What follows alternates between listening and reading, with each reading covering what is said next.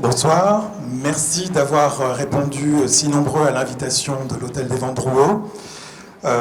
Cette conversation va se passer en plusieurs temps. On va voir environ 45 minutes de conversation avec les auteurs que vous avez à côté de moi.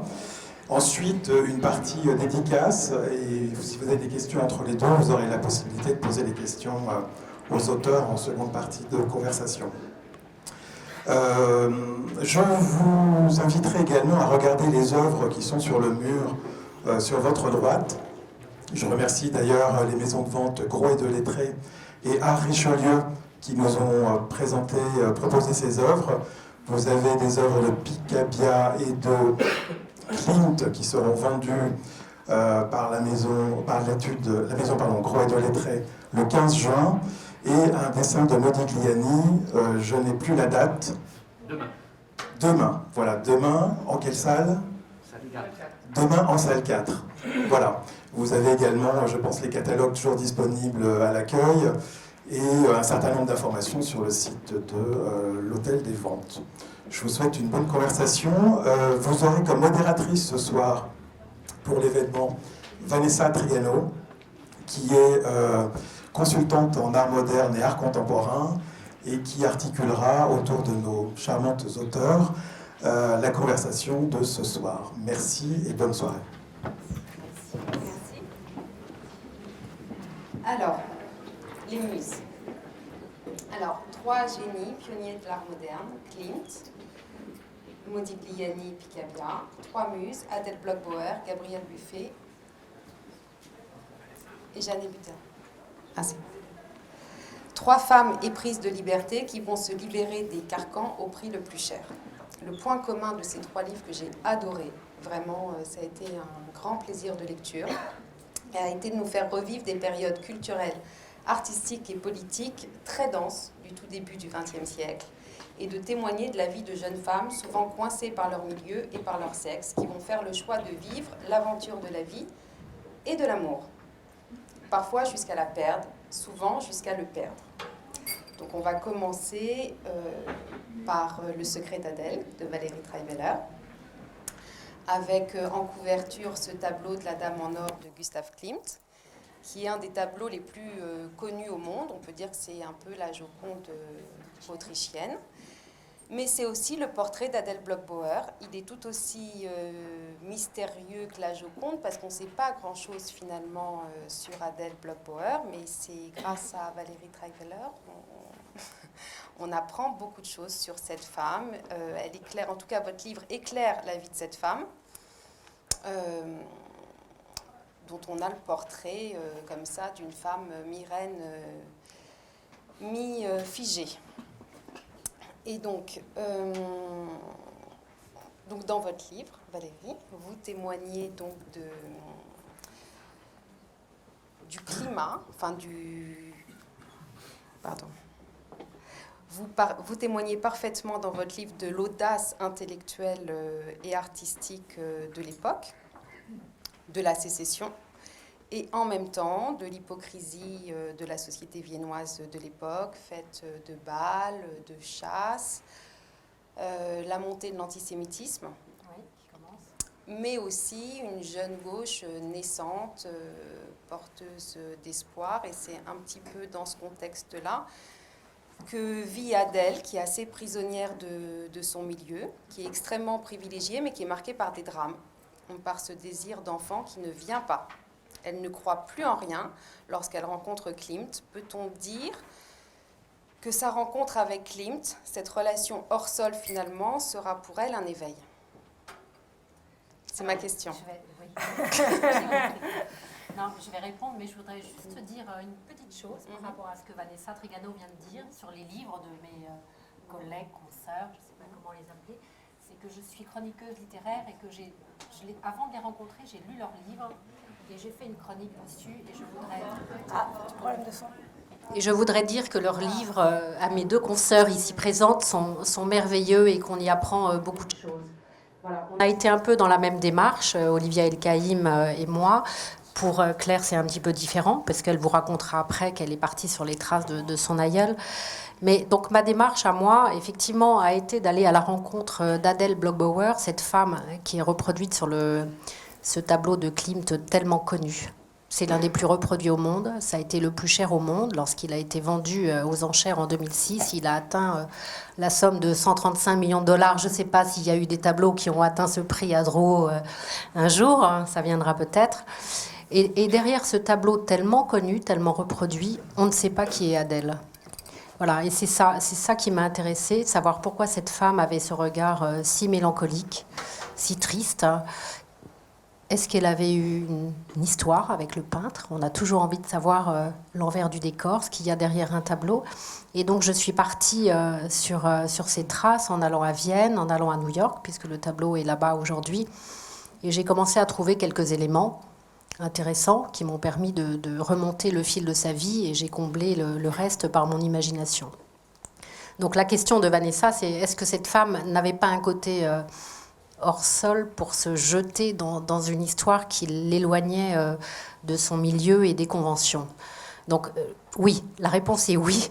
Je pourrais m'arrêter là, mais c'est sans doute ce qui faisait le charme de ces femmes, de ces grandes bourgeoises qui étaient capables de se perdre dans une passion à un moment de leur vie pour échapper à leurs conditions. C'était pas ça ma question. Ah, en plus, j'ai pas compris la question. Finalement, la relation qu'elle va vivre avec Klimt, qui est une relation hors sol, Oui. Va participer pour elle d'un éveil. Ah oui, mais j'allais y venir. Oui, donc ça, effectivement, elle est au départ totalement prisonnière de son milieu. Elle appartient à un milieu extrêmement privilégié qu'on appelle à Vienne la seconde société, qui sont ces juifs qui ont participé à l'essor de Vienne, mais qui sont malgré tout cantonnés à une appartenance, et on ne leur permet pas d'assister à ce que vous disiez, au bal de l'empereur, aux chasses de l'empereur et à une partie de la société. Donc à un moment, elle se sent totalement coincée dans ce milieu. Et son père est un riche banquier. Elle se marie à 18 ans avec Ferdinand, un mari qui était également industriel, extrêmement fortuné, qui a 20 ans de plus qu'elle. Et elle est totalement prisonnière de ce milieu, de sa condition. Elle sort de chez elle comme tout bon Viennois pour aller au théâtre, à l'opéra. Elle baigne dans un milieu de culture. Elle reçoit chez elle Stefan Zweig, elle reçoit Gustav Mahler, elle reçoit Freud, elle reçoit tous les génies de Vienne, tous les artistes de Vienne. Et malgré tout, elle étouffe. Elle étouffe d'autant plus qu'elle ne réalise pas son désir de maternité. Et lorsqu'elle rencontre Klimt, quand son mari commande un portrait, c'est effectivement l'aspiration vers un autre monde. Klimt, en dehors de son génie de peintre, vient d'un autre milieu que le sien. Il a grandi dans les faubourgs de Vienne et elle découvre quelque chose qu'elle ne connaissait pas. Et il va l'entraîner vraiment vers un ailleurs. Et à partir de là, la relation va s'étendre sur plusieurs années et elle découvrira l'éveil, pas la culture, parce qu'elle a eu cet éveil en étant jeune fille, en étant dans son milieu privilégié, mais un éveil social, tout à fait, qui va l'amener vers des découvertes, vers des lieux qu'elle ne connaissait pas, qui sont tout simplement les faubourgs de Vienne. Et elle va également aller à la rencontre, à un moment, des réfugiés, puisque Vienne va être l'une des villes d'Europe qui va accueillir le plus de réfugiés, qui va accueillir jusqu'à 100 000 juifs qui viennent d'Europe de l'Est, qui sont chassés de pays qui n'existent plus aujourd'hui, comme la Bucovine, la Bohème, la Moravie. Et donc elle va découvrir une partie d'elle-même, qui l'amènera ensuite, à la fin de sa vie, vers la politique. Je vais laisser la parole à mes consoeurs maintenant. Alors, Olivia Elkaïm, je suis Jeanne Hébuterne. Donc, c'est un livre, je dois le dire, qui m'a glacé le sang, qui m'a coupé le souffle. Vous avez rendu, Olivia Elkaïm, une voix à Jeanne Hébuterne qui n'en a pas eu.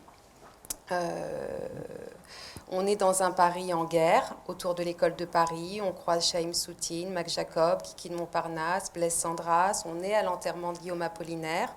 Les marchands d'art polonais de Modigliani sont là, Léopold Zobrowski et sa femme Anka.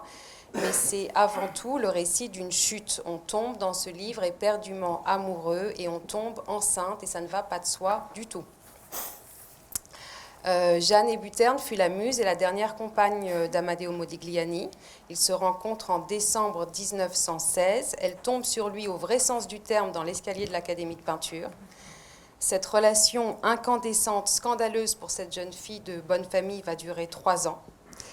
Et Olivia El-Kaïm, vous vous mettez dans la peau de Jeanne Hébuterne, puisque votre livre commence par Hier soir, je suis tombée amoureuse d'Amedeo Modigliani.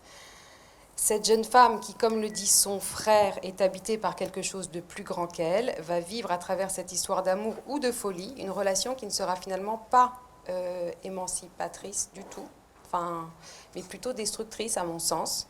Elle est presque martyre au sens mystique du terme. Donc en fait, pourquoi, Olivia El-Kaïm, vous êtes-vous intéressée à Jeanne Hébuterne de cette façon ? Alors, ça pourrait nous faire toute la soirée jusqu'à 23h30, mais pour résumer les choses, en fait, j'ai découvert Jeanne Hébuterne quand j'avais 20 ans sur une carte postale qu'un amoureux qui ne voulait plus de moi m'a envoyée. Et bon, c'est comme ça, ça arrive. J'avais 20 ans, je découvre donc cette lettre de rupture, et on fait comment avec le micro en fait, parce qu'on a 2 micros. Pardon ? D'accord, ok. Et donc je découvre une reproduction d'une toile de Modigliani qui représente Jeanne Hébuterne, que je trouve absolument magnifique, étonnante. Voilà, vous la connaissez sans doute, puisqu'elle est reproduite dans de nombreuses toiles de Modigliani. Et ce qui m'intéresse à ce moment-là, quand j'ai 20 ans, c'est l'histoire d'amour incroyable, absolue qu'elle a avec ce peintre absolument génial. Et c'est ça qui m'intéresse à l'époque, c'est l'amour fou. Et je me dis, un jour je vais écrire sur Jeanne Hébuterne, un jour je vais prendre sa voix, un jour je vais être elle.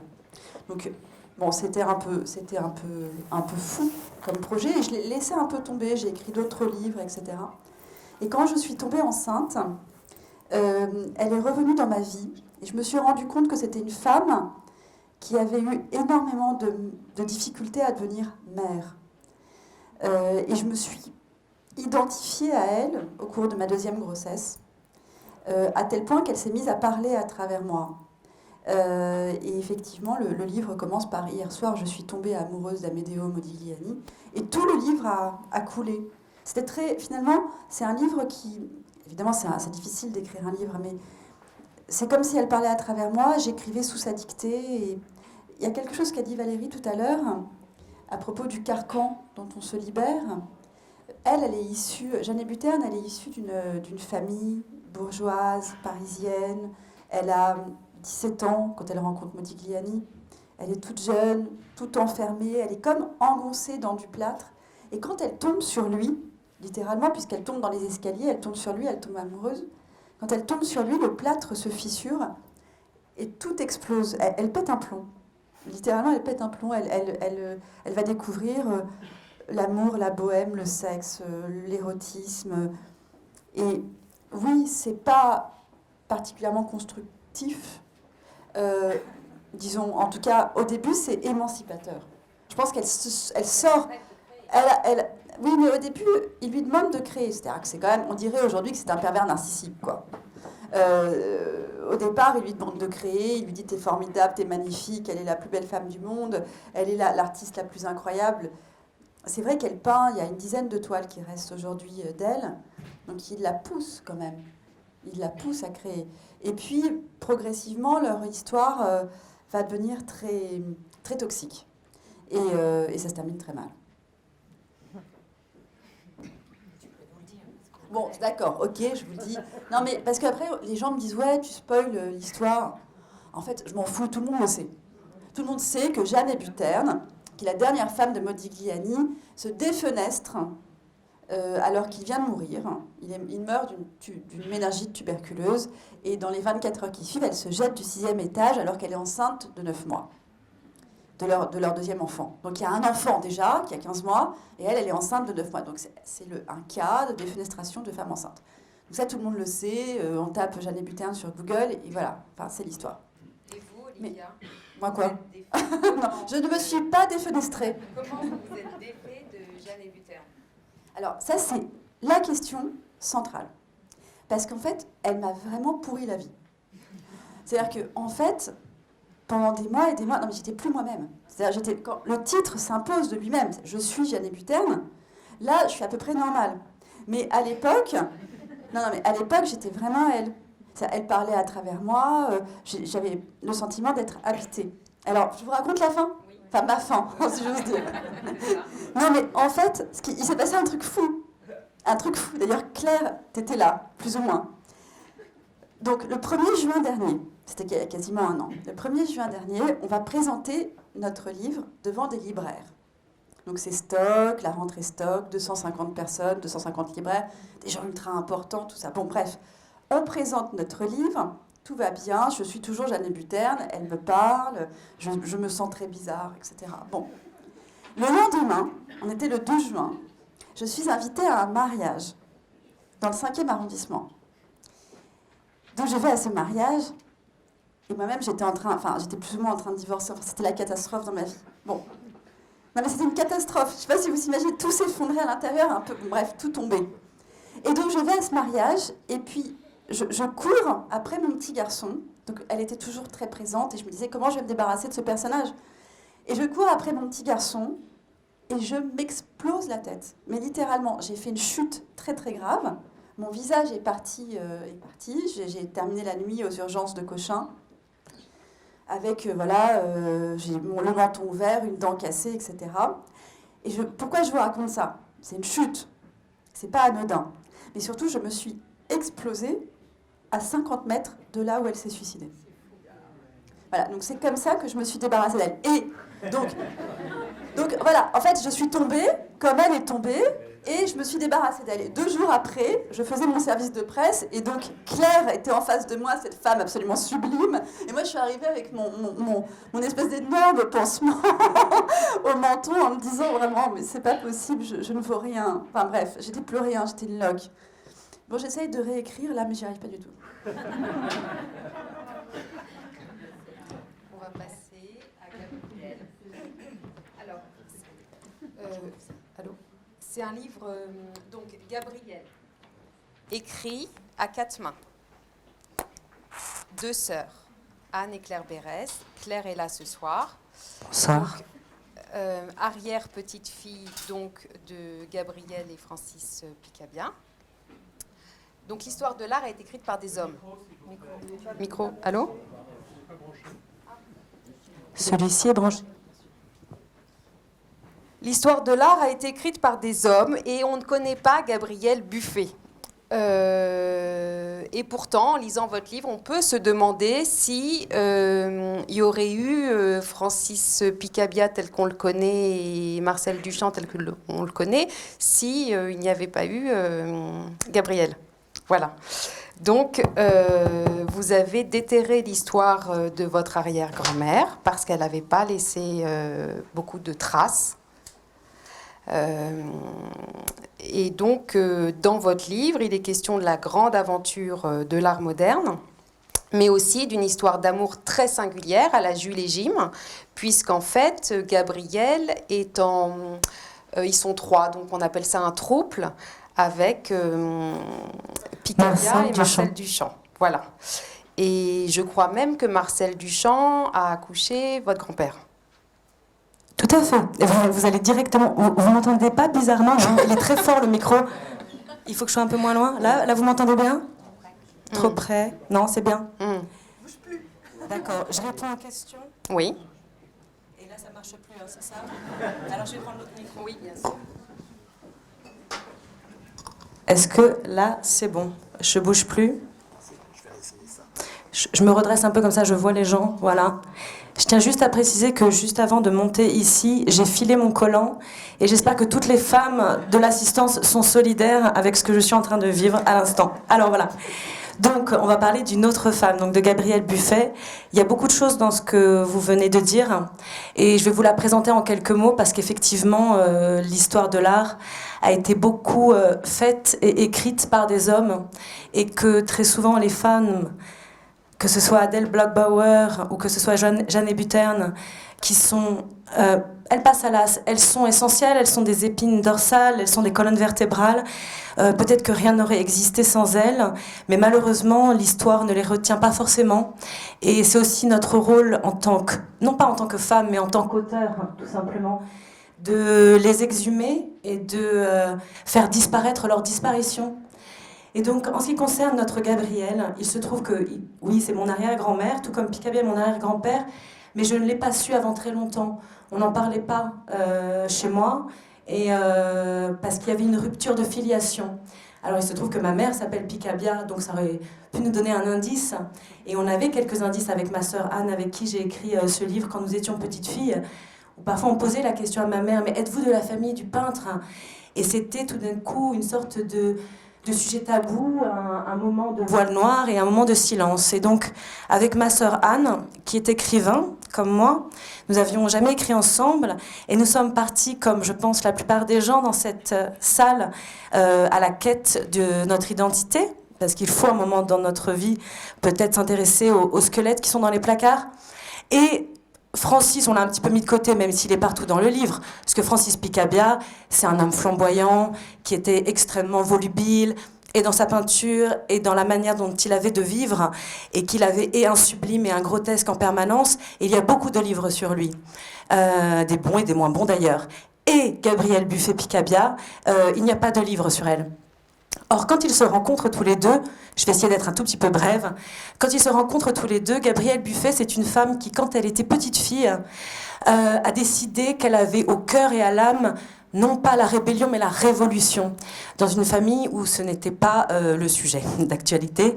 Et c'est une femme qui s'est battue pour briser tous les carcans, pour enfoncer toutes les portes qui étaient fermées, et parce qu'on est au début du XXe, et fin du 19e siècle même, et parce qu'on est une fille, tout simplement. Et elle est devenue musicienne, et non pas simplement interprète, alors que c'est une grande interprète, mais elle voulait être compositeur. Et je dis bien compositeur, parce que les compositrices, c'était extrêmement rare. Parce que probablement, à l'époque, l'idée que Dieu ait pu donner la capacité d'abstraction à une femme n'était pas quelque chose de commun. Et donc, elle fait 10 ans d'études avec les plus grands, les gens qui sont mélomanes, peuvent penser à Busoni, Vincent d'Indy, etc. Elle travaille, mais plus qu'il n'est possible de travailler, elle ne s'intéresse pas aux hommes. Elle est plutôt calviniste, on va dire. Et puis un jour, elle rencontre Picabia. Et en une nuit, effectivement, leur vie à tous les deux bascule. Parce que lui qui est excessif, et en drogue, et en collection de voitures, et en femmes, et en excès, et en fêtes, et en peinture, mais qui est aussi un génie, qui a un talent inouï. Il est encore en train de faire du néo-impressionnisme. Et que Gabrielle, quand elle le rencontre, alors là, le micro change, oui, vous m'entendez toujours, et que Gabrielle, quand elle le rencontre, pour vous la faire courte, elle lui dit « C'est très bien, monsieur, déjà, je vous connais pas. » C'est pas vrai, elle a bien sûr entendu parler de lui, il est très célèbre. « Je vous connais pas, vous m'intéressez pas. Vous peignez des paysages ?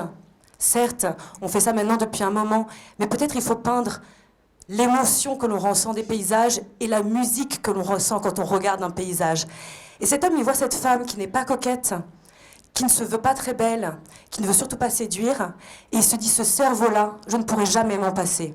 Et en une nuit, il décide de la kidnapper, littéralement. Elle repartira jamais à Berlin où elle faisait ses études, toute seule, avec les plus grands.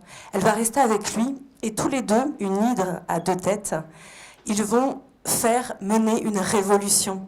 Et c'est le début de l'avènement de l'art moderne, du début de l'abstraction.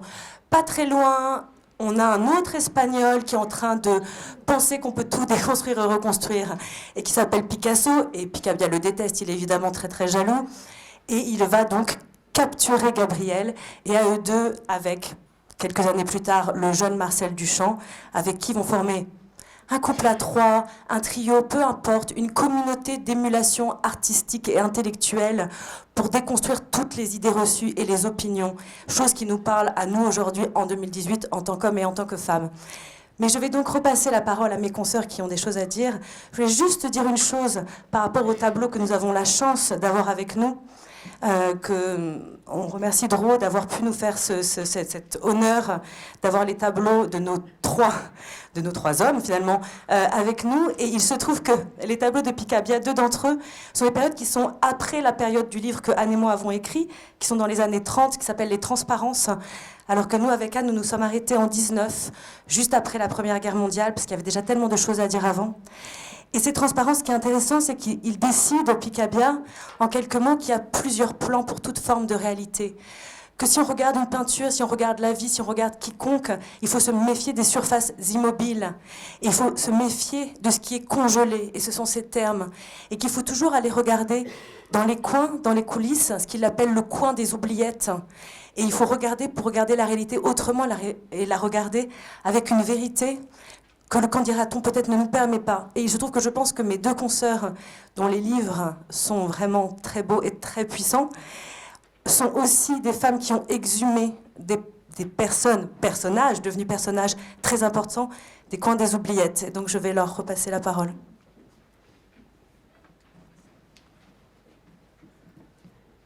Oui, Gabrielle est une muse, pas au sens d'une femme qu'on peint ou qui est modèle, mais dans le sens d'une femme qui va penser le tableau, puisque Francis Picabia va cesser, après sa rencontre avec elle, d'être un impressionniste tardif. Et Marcel Duchamp va la quitter en 1912 pour son voyage à Munich, et son art va être tout autre à partir du moment où il quitte... Non ? Tout à fait, alors je vais vous rendre le micro. Oui, effectivement, mais après, l'urinoir après c'est en 17, la Fontaine, etc.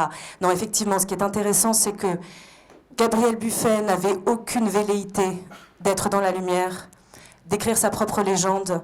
Elle n'avait pas besoin qu'on lui caresse l'ego et d'être au milieu de la scène. Elle laissait les hommes le soin de jouir de l'ego. Et effectivement, elle a aidé à penser, à accoucher, à transpercer, à traverser et Marcel Duchamp, et Picabia, et Guillaume Apollinaire, et plus tard Calder, Brancusi, qui lui ont versé une pension jusqu'à la fin de sa vie parce qu'ils estimaient que leur œuvre ne serait pas la même sans elle. C'est une femme qui est morte à 104 ans en 1985 dans un presque dénuement parce qu'elle se fichait des possessions, que toutes ces lettres qu'elle avait, tous ces tableaux, et de Picasso, et de Picabia évidemment, mais les lettres d'Apollinaire, tout ça avait été dispersé parce que peu importe, elle connaissait l'histoire et elle avait joui intellectuellement de tout ce qu'elle avait fait, vécu, possédé à l'intérieur. Et je pense qu'effectivement, même si elle a des zones très très sombres, hein, attention, personne n'est noir ou blanc, et c'est aussi ça, cette idée de plusieurs dimensions. Il y a toujours une dimension où il n'y a ni ombre ni lumière, et Gabrielle en est un exemple. Mais de fait, elle a aussi à nous communiquer des réflexions aujourd'hui sur cette idée-là de qu'est-ce que c'est la richesse et le dénuement. Et donc, je repasse maintenant la parole à Valérie.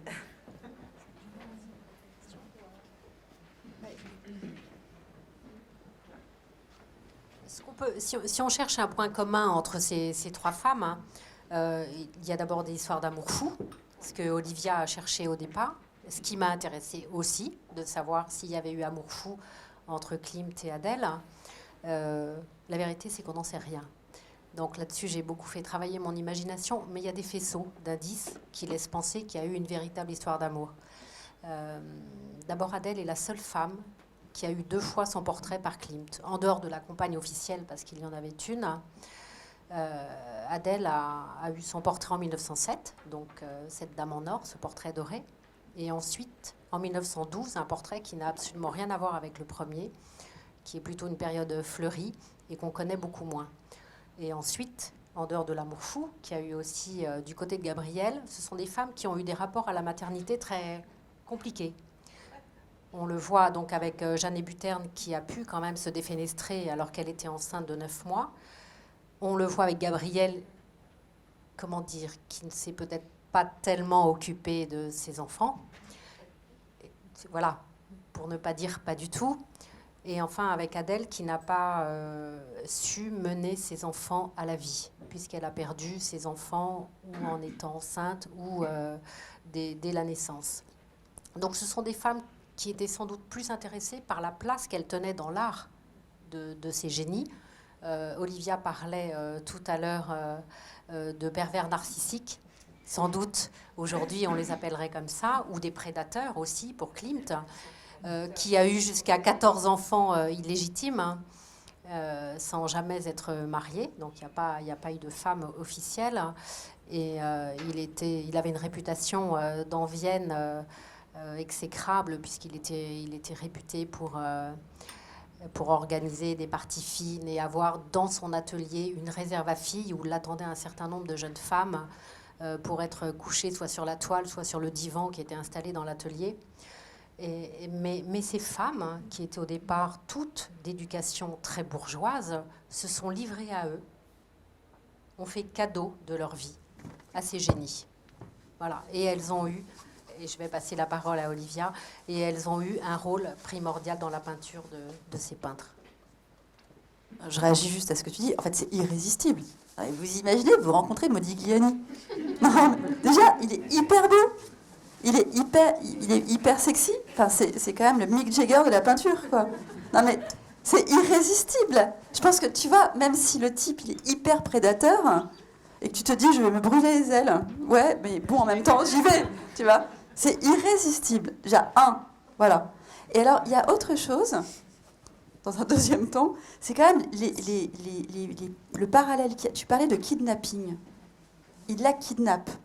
Mais il y a une scène de kidnapping dans mon livre aussi. C'est-à-dire qu'à un moment donné, Jeanne Hébuterne, quand même pas folle dingue, se dit, je vais mettre un peu de distance avec l'italien, là, le juif italien de Livourne, complètement alcoolo.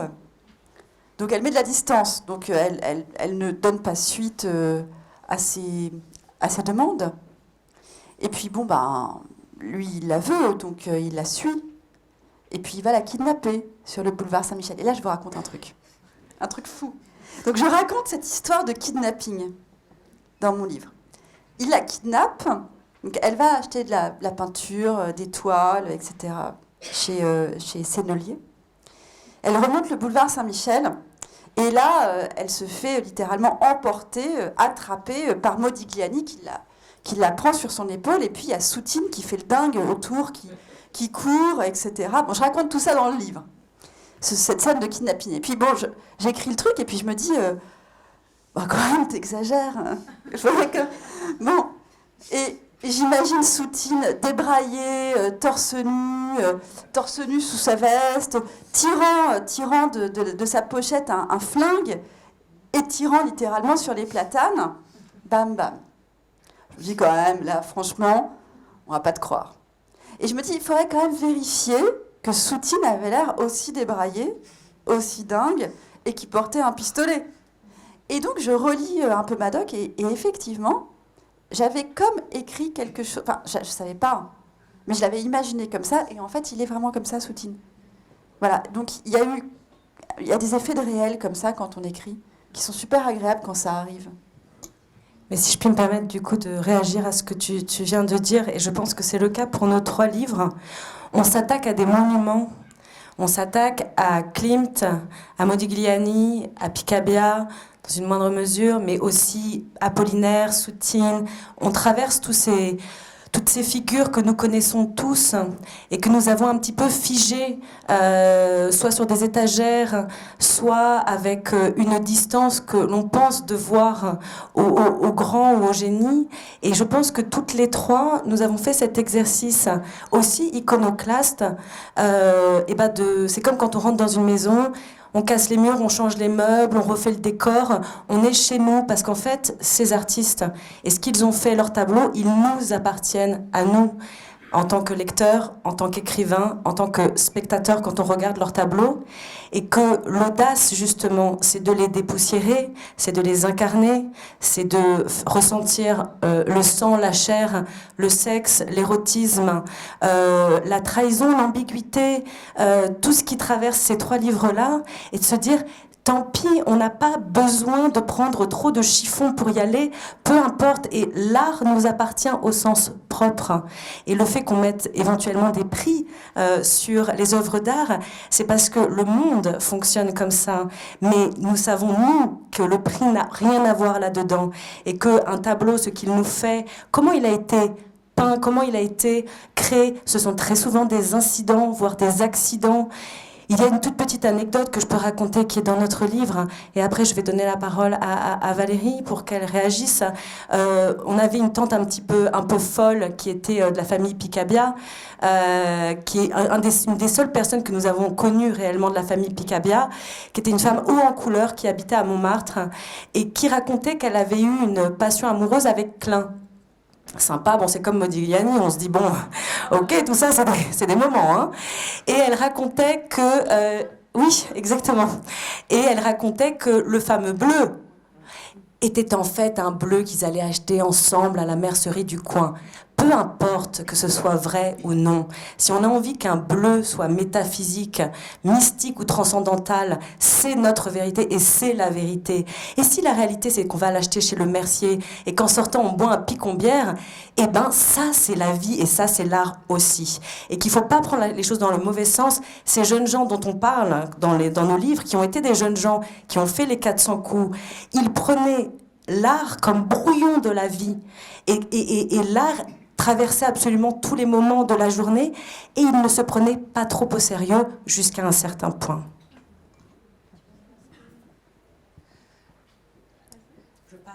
Oui, moi ce qui m'a intéressée dans ce que disait Claire et qui ramène à Klimt, c'est quand elle parle d'érotisme. C'est vrai que quand on voit le portrait d'Adèle Bloch-Bauer, vous l'avez là, où est l'érotisme, comme ça on ne le voit pas. Quand on détaille la robe, on y voit des choses, on y voit des yeux qui sont dessinés, qui sont autant de regards qu'il peut porter sur Adèle et qui la déshabille.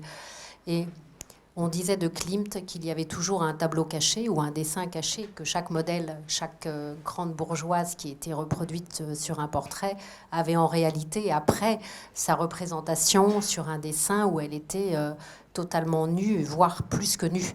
Parce que Klimt était l'un des meilleurs pour déshabiller les femmes, pas seulement leur corps, mais aussi leur âme.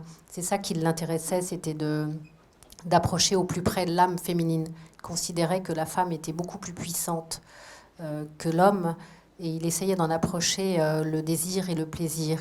Et il représentait la femme dans tous ses âges, dans toutes ses étapes de la vie, et on le voit là parfaitement dans ses dessins avec la femme enceinte et la femme plus âgée.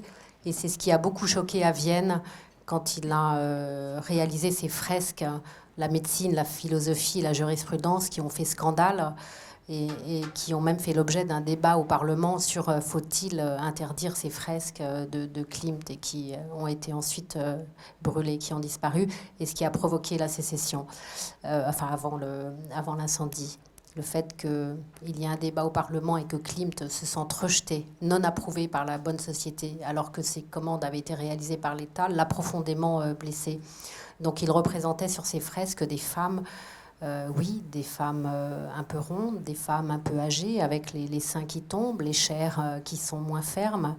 Et il dessinait aussi des jeunes filles dans des positions qui seraient aujourd'hui sans doute interdites par Google et ailleurs.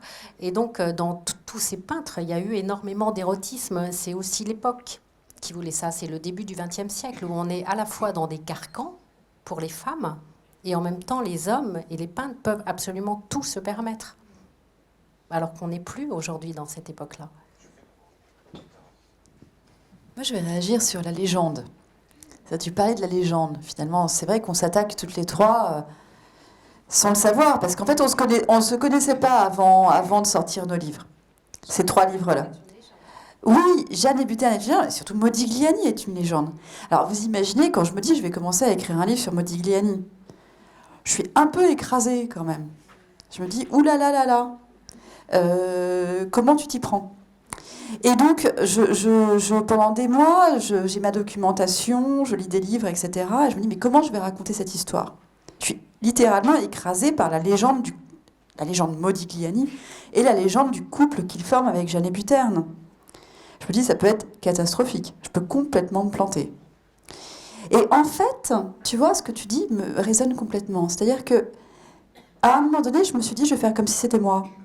C'est-à-dire, au fond, c'est une jeune femme, elle tombe amoureuse d'un mec, et puis voilà, quoi. Et non, mais c'est vrai. Mais non, mais après, il se trouve que ce type-là, c'est Modigliani. Mais il faut que ce soit accessoire, sinon ça ne marchera pas.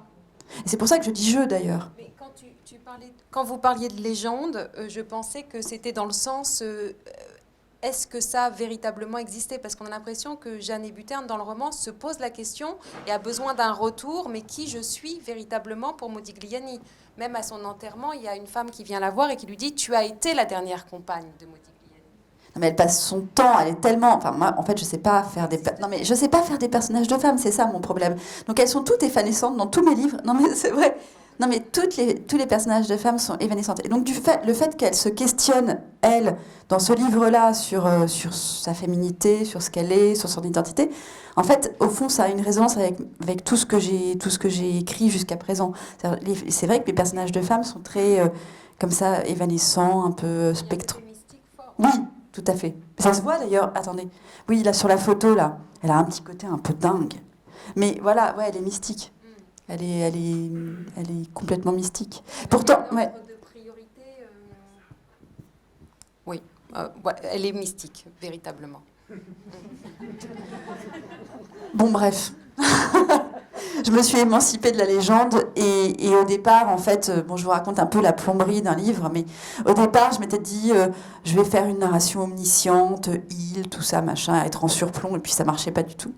Puis je me suis mise dedans. Enfin, en réalité, elle a commencé à m'habiter, et puis je suis. Voilà. Mais le titre, quand je dis « Je suis Jeanne Hébuterne », vous l'entendez peut-être, je suis, moi, Olivier El-Kaïm, je suis Jeanne Hébuterne, du verbe être. Mais on peut entendre Modigliani dire « je suis Jeanne Hébuterne », c'est-à-dire il la suit, comme Picabia va suivre le cerveau fou de sa femme. Voilà, donc peut-être qu'il est tellement happé par cette femme éblouissante dont il peint des dizaines et des dizaines de portraits, que finalement il la suit, du verbe suivre. Gabriel, il va se servir dans le sens où il en a besoin parce qu'il veut concurrencer Picasso. Il va se... Non ? C'est juste ce que vous dites, mais c'est nous qui réécrivons l'histoire après coup. Et qu'effectivement, le soir où ils se rencontrent, il emmène Gabriel dans son atelier, comme il a emmené pléthore de femmes avant pour pouvoir, pour le coup, les coucher aussi sur le divan, et que là, tout d'un coup, tout ce qu'il veut faire, c'est discuter avec elles.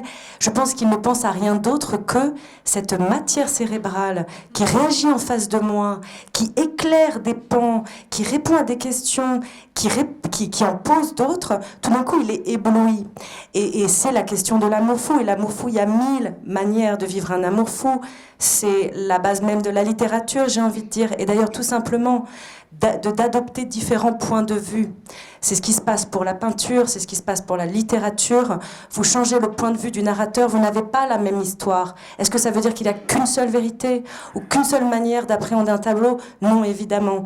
Et Picabia, quand il rencontre Gabriel, heureusement, quand on rencontre un amour fou, on pense à rien d'autre que pourquoi est-ce que je suis en train de disparaître à moi-même? Pourquoi tout d'un coup je n'existe plus? Et Picabia est un grand narcissique. On en revient au pervers narcissique, est un homme qui est qui a une conscience de son talent, une conscience de l'importance qu'il prend dans le milieu des arts à son époque.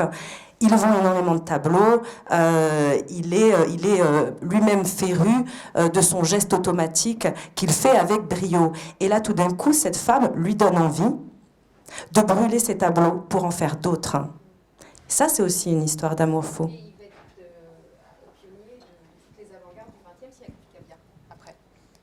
Enfin, c'est difficile de résumer. En tout cas, le début de l'abstraction, mais tout comme plein d'autres en Europe à ce moment-là. Il accompagne beaucoup de mouvements du XXe siècle.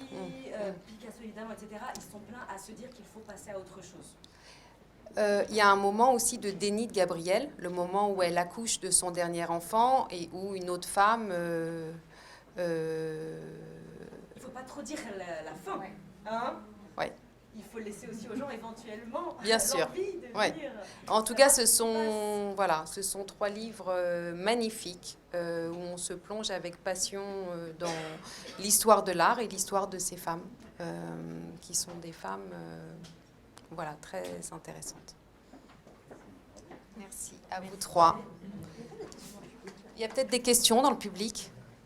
Je ne sais pas. Christophe, peut-être des questions dans le public? Est-ce que vous avez des questions à poser à nos auteurs? C'est la première, la plus difficile. Oui, difficile et surtout un petit peu tabou, si vous permettrez. Alors déjà, merci infiniment pour cette rencontre. Je vais être très brève. est-ce que l'érotisme est compatible avec la maternité? Et que reste-t-il de l'érotisme après la maternité? Je suis navrée. Non, mais c'est une super question. Mais vous comprendrez pourquoi j'ai l'âge de Jésus, je suis fatiguée de répondre pourquoi j'ai pas d'enfant. Alors je sais plus j'ai tout inventé pour pas qu'on me pose la question. Voilà, je sais plus quelle raison inventer. Peut-être que vous allez m'aider. Voilà. Non, mais moi j'ai écrit 2 livres sur la maternité en disant que c'était une catastrophe. Donc, non, mais Nous étions une histoire et Je suis Jeanne Butane sont en fait des livres sur la maternité. Enfin, Je suis Jeanne Butane, c'est un livre sur l'art, c'est un livre sur l'amour, mais c'est aussi un livre sur la maternité. Et mon précédent livre, Nous étions une histoire, était un livre explicitement sur la maternité empêchée, ou en tout cas ce qu'empêche la maternité. Donc, je ne peux pas répondre frontalement à cette question-là, comme ça, publiquement. Mais... C'est difficile.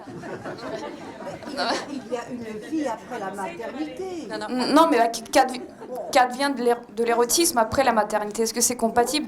Je suis désolée, enfin, aucun ouvrage ne le traite vraiment. C'est vrai que c'est tabou, alors je m'en excuse encore une fois. Non, mais madame, bon. Il existe une vie après la maternité. Alors, est-ce qu'il y a d'autres questions, s'il vous plaît, dans la salle? Non, je voudrais juste dire... Pardon, Valérie. Ne pas parler de moi, mais parler d'Adèle, qui ne parvient pas, effectivement, à aller au bout de la maternité. En revanche, elle se jette après dans l'érotisme et elle découvre l'amour physique, elle découvre le plaisir, elle découvre le désir et elle découvre tout ce que Klimt peut lui apporter de ce point de vue-là. Donc je ne peux pas vous dire si c'est compatible, moi ça va très bien, merci. Mais en tout cas, pour elle, ça a été l'un ou l'autre. Je vais répondre aussi de manière détournée en parlant de Gabriel et Francis Picabia. Ils ont eu 4 enfants, ils ne savaient pas où les poser. Ils ne savaient pas dans quelle consigne de gare ils pouvaient les mettre avec un numéro pour les récupérer. Parce qu'un enfant, il faut que ça mange, il faut le vêtir, etc. Et l'éduquer, voire l'éduquer, mais au moins les garder en vie. Et il se trouve que pour ce couple-là, leurs enfants à eux, c'était les tableaux à venir entre eux. Ça n'empêche pas qu'ils aient eu 4 enfants. Mais... évidemment qu'on peut avoir des enfants, on peut ne pas en avoir. Nous en avons toutes les 3, 4.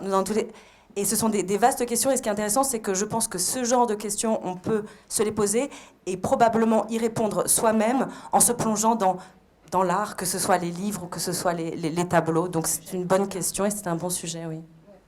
Pas de violence, je vous en prie, c'était juste une question. Merci. Donner de l'espoir. Ne soyez pas timide, profitez de la présence de nos 3 auteurs. Est-ce qu'il y a d'autres questions, s'il vous plaît, dans la salle?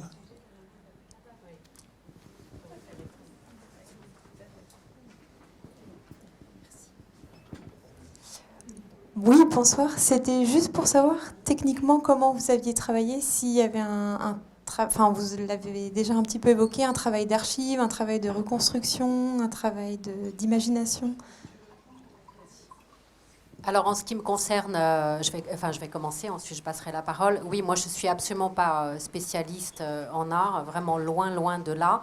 Donc j'ai commencé par me documenter sur Klimt. J'ai d'abord commencé à écrire une scène que j'avais imaginée entre Klimt et Adèle dans son atelier, vraiment sans me documenter. J'ai laissé aller mon imagination. Ensuite, j'ai buté sur un certain nombre de choses, donc il a fallu que je me documente. Sur Klimt, il y a énormément de littérature, de documentation. Ensuite, je suis allée à Vienne, où je suis allée sur les traces d'Adèle Bloch-Bauer, où on trouve un certain nombre de choses. J'étais accompagnée d'une traductrice, parce que mon allemand n'est pas suffisant. Et on trouve des documents, notamment son testament, qui aborde beaucoup de choses, mais pas de correspondance, pas de journal intime, alors qu'à Vienne, au début du XXe siècle, quasiment toutes les femmes issues d'un milieu privilégié tenaient un journal intime. Moi, je pense qu'elle a dû le brûler avant sa mort. Mais donc voilà, j'ai pu retrouver un certain nombre de choses, aller sur les lieux où elle avait vécu. Et c'est effectivement un gros travail de documentation qui s'est terminé pour moi à New York. Voilà. Et vous avez vu le film? Oui, mais le film, il est sur la nièce. Oui, j'entends bien. Voilà, bien sûr, je l'avais vu. Oui, bien sûr. Avant ou après votre livre? Avant. Il y a aussi un documentaire qui avait été diffusé sur Arte, sur une très longue interview de Marie Altman, la nièce, une fois qu'elle a pu récupérer ce tableau, où elle parle de sa tante, où elle évoque justement la liaison qu'elle jugeait possible, voire même véridique, entre Klimt et Adèle. Voilà. Moi, c'est assez simple. Je l'ai évoqué tout à l'heure, mais en fait, j'ai fait une documentation l'été 2014, assez fournie.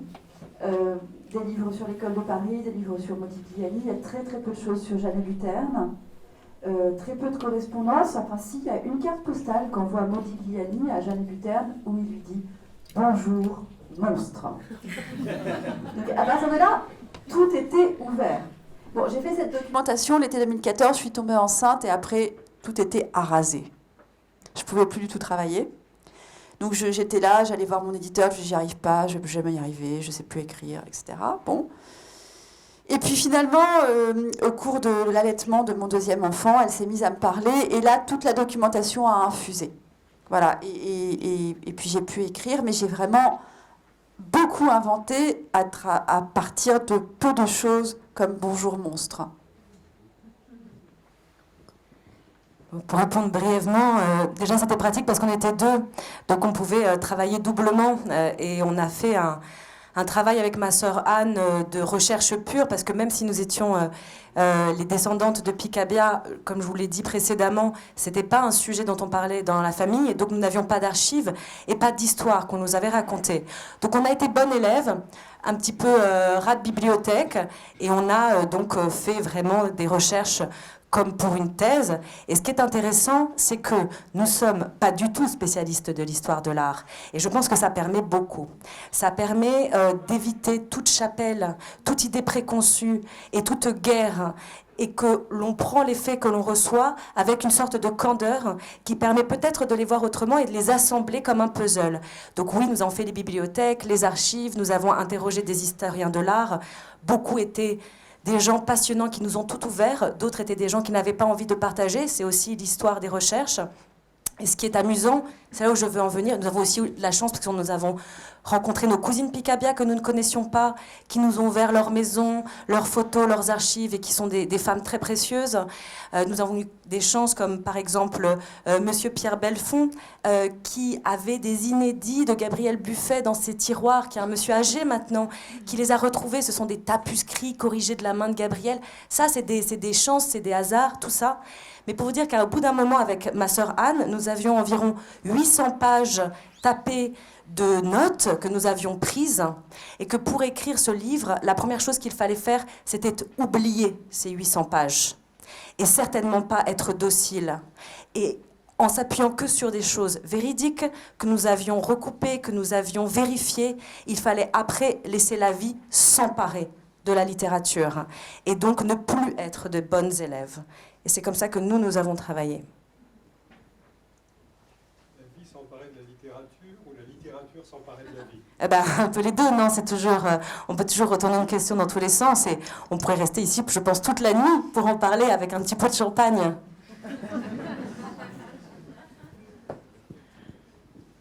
Dernière question.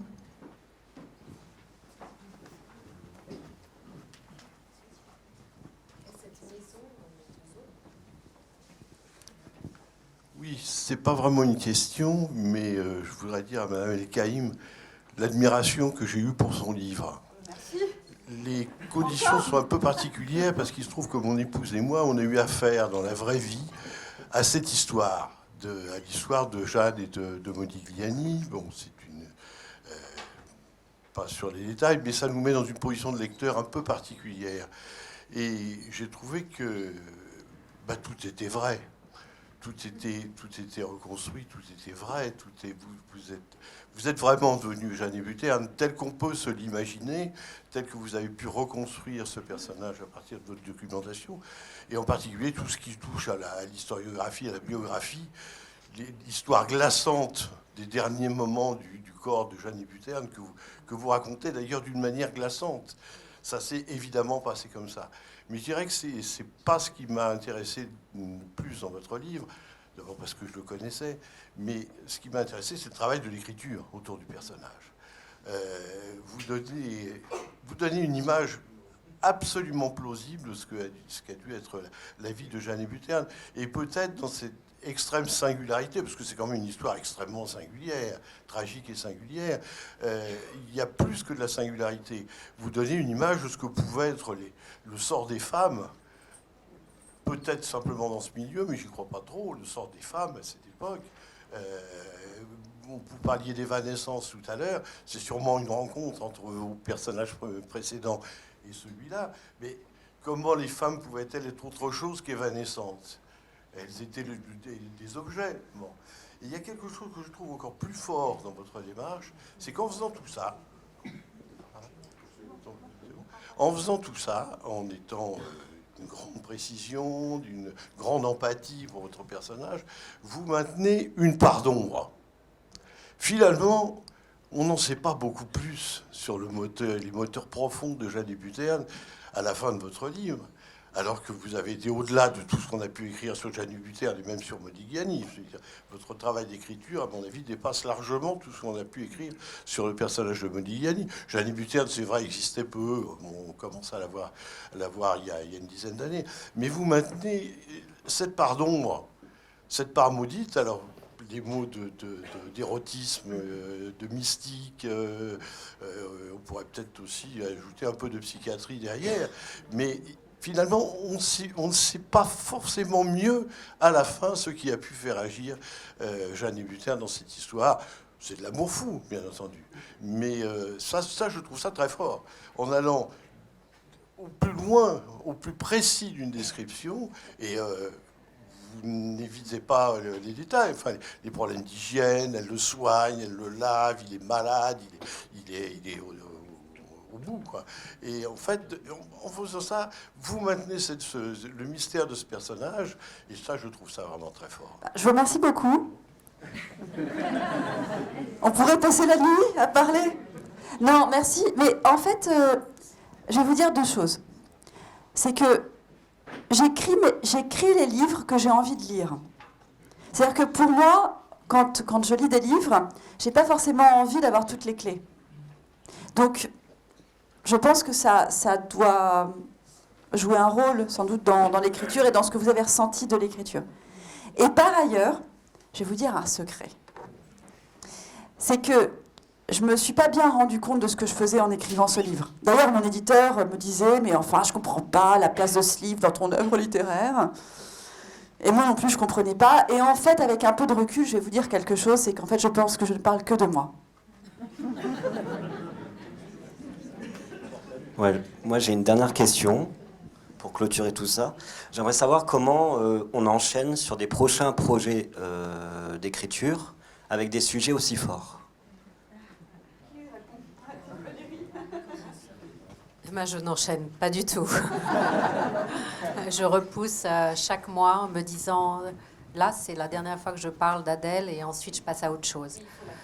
Et je continue, et je continue, et je continue. Et c'est vrai que moi, je ne suis pas comme Olivia, c'est-à-dire je ne suis pas Adèle Bloch-Bauer, mais je me sens reliée. C'est-à-dire, je l'ai rencontré. Voilà, on rencontre des gens vivants tous les jours et on rencontre pas des morts tous les jours. Ben, moi, j'ai rencontré Adèle et j'ai beaucoup de mal à passer à autre chose et il va falloir pourtant. Hein, parce que là, ça va faire 1 an. Donc, il va falloir passer à autre chose. En 2 mots, effectivement, je pense que pour chaque auteur, le livre d'après, c'est en même temps un soulagement parce qu'on n'en peut plus à un moment donné de porter cet enfant qu'on a porté pendant longtemps. Et en même temps, c'est très difficile de le laisser partir et de recommencer une autre montagne. Et moi, pour le coup, je peux vous dire que je commence mon prochain sujet qui est également sur une personne qui a existé. C'était la première fois que je travaillais sur un matériau réel avec Picabia et Gabriel. Là, c'est une autre personne qui a vraiment existé, une femme, peintre. Et je peux vous dire que c'est de la dynamite. Et allez, je peux même dire le petit secret, c'est une peintre mexicaine qui a révolutionné elle-même à mains égards et l'art, et la féminité, et la politique, et l'audace. Et je peux vous dire que la montagne va être très haute, mais que je l'attaque avec une ferveur et une excitation sans pareil. Donc rendez-vous dans 1 an et demi. Rendez-vous dans 1 an et demi. Ouais, alors, bon, moi, je pourrais pas dire ça. Hein.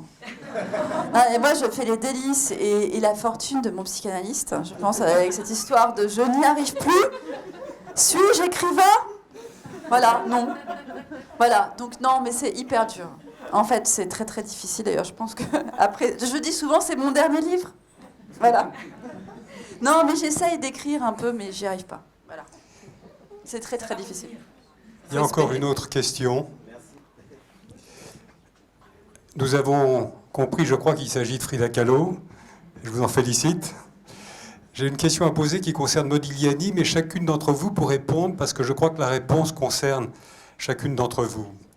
J'ai eu le bonheur, lorsque j'étais jeune homme, de rencontrer un grand ami de Modigliani, qui était le peintre Léopold Survage, qui était un peintre russe, lui-même ami de Zadkine aussi, que j'ai eu le bonheur de rencontrer.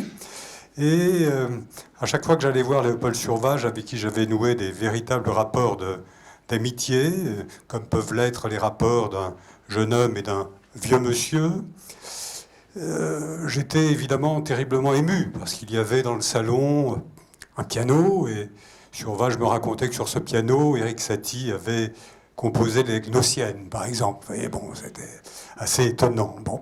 Et puis alors à ce moment-là, il venait de sortir un film que j'avais vu, qui m'avait absolument emballé, qui était Montparnasse 21, avec Gérard Philippe dans le rôle de Modigliani, avec Gérard Setti qui dans le rôle de Zborowski, et j'avais trouvé ce film absolument épatant. Alors un jour, je m'en suis ouvert à Survage, et je lui ai dit, mais vous avez vu le film Montparnasse 21 ? Et là, il m'a dit, ah non, non, non, non, non, non, non, il n'est pas du tout question que j'aille voir ce film, je veux garder mon souvenir intact. Alors ma question est, elle s'adresse à chacune d'entre vous, pensez-vous qu'il avait raison ? Bon, je vais peut-être répondre, puis après je laisserai la parole à mes consoeurs. Moi, j'ai vu Montparnasse 21 à la fin de l'écriture de mon livre. Et c'est très étrange, Gérard Philippe qui joue Modigliani, parce que quand même, Modigliani était carrément crade. Et quand même, Gérard Philippe, il est super beau, super lisse, super propre. Et donc, en fait, il y a un truc bizarre. Hein. Il y a une sorte de je sais pas, de syllabus de sens. Enfin, un truc bizarre qui se passe avec Montparnasse 21. J'étais un peu déçue. Voilà. Mais oui, enfin, je pense que quand on a connu cette période-là, quand on l'a vécue, on n'a pas forcément envie d'aller voir des trucs lisses au cinéma. Je ne sais pas si ça répond à votre question, mais... Et vous vous êtes dit, je suis Anouk Aimée ? Elle est magnifique. Moi, j'ai commencé à regarder un film sur Klimt, pas celui dont vous parliez sur le tableau, sur l'histoire du tableau, mais j'oublie, c'est un très grand réalisateur. Ça m'échappe. J'ai regardé 10 minutes et j'ai arrêté.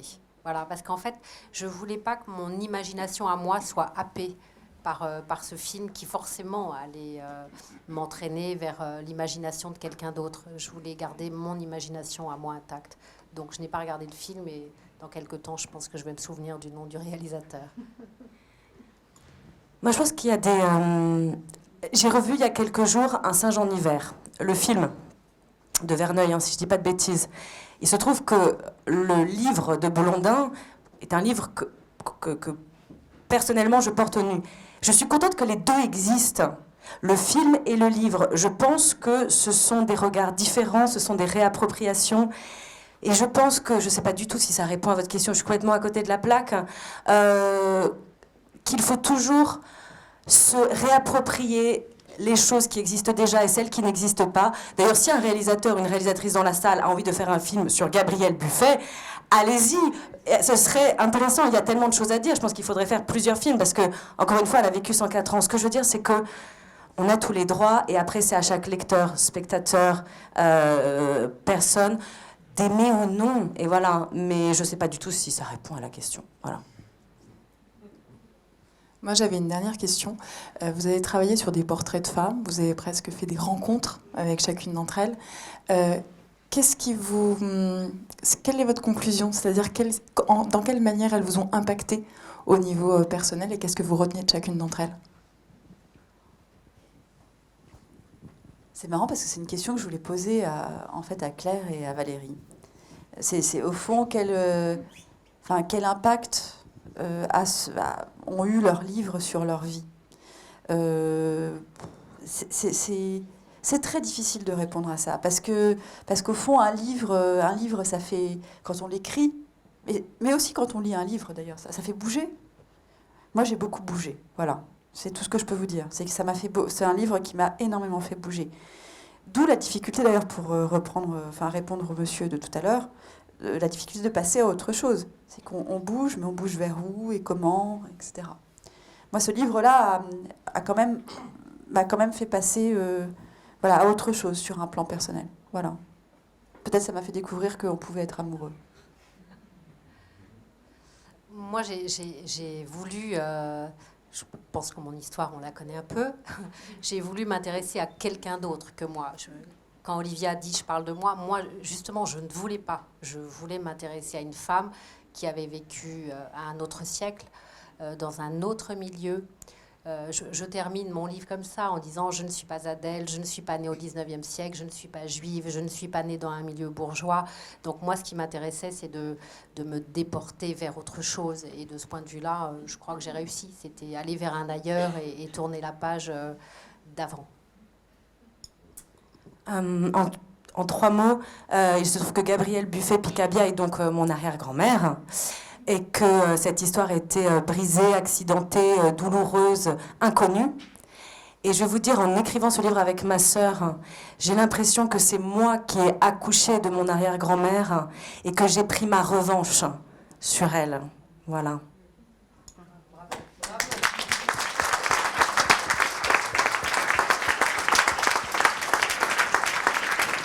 Au nom d'Alexandre Giquelot, le président de Drouot, je vous remercie. Également, en mon titre personnel, j'étais ravi d'organiser avec vous cet événement.